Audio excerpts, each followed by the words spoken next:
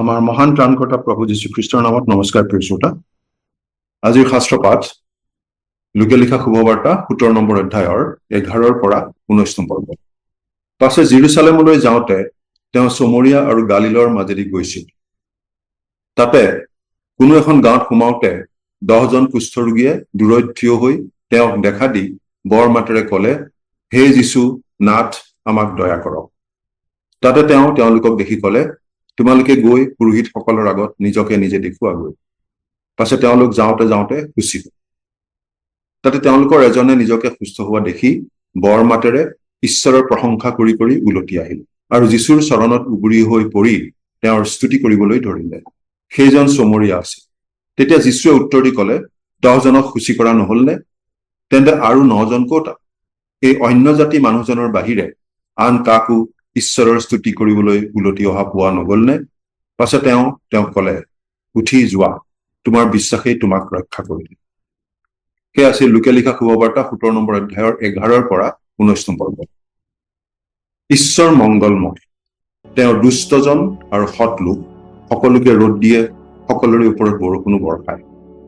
গোটেই জগতক ঈশ্বৰে প্ৰেম কৰিলে আৰু জগতৰ উদ্ধাৰৰ বাবে একেজাত পুত্ৰ যীশুখ্ৰীষ্টক জগতলৈ পঠালে। আনকি প্ৰভু যীশুক ক্ৰুচত দি থকা অৱস্থাটো তেওঁ আনৰ বাবে প্ৰাৰ্থনাই কৰিলে। প্ৰভুৰ পৰা লাভ কৰি থকা উপকাৰ আৰু আশীৰ্বাদবোৰৰ কথা মানুহে প্ৰায়েই মনত নেপেলায় আৰু খুব কম সংখ্যক লোকেহে প্ৰভুক ধন্যবাদ দিয়ে। আমি মানুহবোৰ স্বভাৱতে অকৃতজ্ঞ। বিপদত পৰিলে ঈশ্বৰৰ ওচৰ চাপো, কিন্তু পাছত মনত নেপেলাওঁ। মানুহৰ সেই স্বভাৱটোৱে কিন্তু আমাৰ প্ৰভুক আমাৰ বাবে উচিত কাম কৰিবলৈ, উপকাৰৰ কাম, মংগলৰ কাম কৰিবলৈ বাধা নিদিয়ে। আমি অকৃতজ্ঞ সত্বেও তেওঁ আমাক উপকাৰ কৰি থাকে। তেওঁৰ ওচৰলৈ সহায় বিচাৰি অহা কাকো তেওঁ বিমুখ নকৰে। সেই 10 জন কুষ্ঠৰোগীক তেওঁলোকৰ অনুৰোধ অনুসৰি প্ৰভু যীশুৱে সুস্থ কৰি তুলিছিল। কেৱল সেই ধন্যবাদ দিয়াজনক নহয়, 10 জনৰ মাজৰ 9 জনেই ধন্যবাদ দিবলৈ উভতি নাহিব বুলি প্ৰভু যীশুৱে জানিছিল, যিহেতু তেওঁ সৰ্বজ্ঞানী। কিন্তু তথাপি তেওঁ গোটেই 10 জনকেই সুস্থ কৰিছিল। কিন্তু এটা বিশেষ কথা আমি মন কৰা উচিত যে সেই 10 জনৰ প্ৰত্যেকেই শাৰীৰিক সুস্থতা লাভ কৰিছিল যদিও তেওঁলোকৰ মাজৰ এজনেহে আচলতে সামগ্ৰিক সুস্থতা লাভ কৰিছিল, যিজনে প্ৰভু যীশুক ধন্যবাদ দিবলৈ উভতি আহিছিল।